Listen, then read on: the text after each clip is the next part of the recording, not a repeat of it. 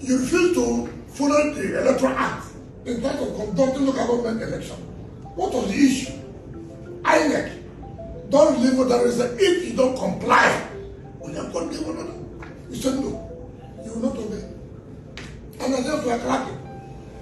People like Atiku are hailing him that yes, you've done well.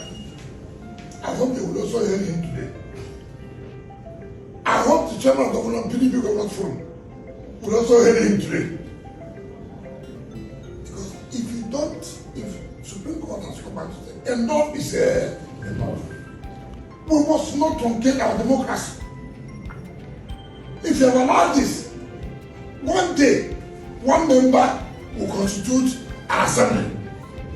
And I told you can one member. You can imagine 10 people. One said it's speaker. So two people are allowed words. I mean, it's unheard of. So it's about to do with anything. We must commend the judiciary for being bold, for being fair, to say no, this should not be allowed. This impunity must not be allowed. I've told people that Rivers State is not like any other state. We are not prisoners of war. We are not conquered. We must challenge anything we know that is illegal. We will not allow it.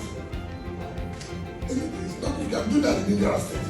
But as far as that is concerned, we will not, it doesn't matter what time it takes off. Yes. Look at how they, since their salaries, families, because they are carrying out their function.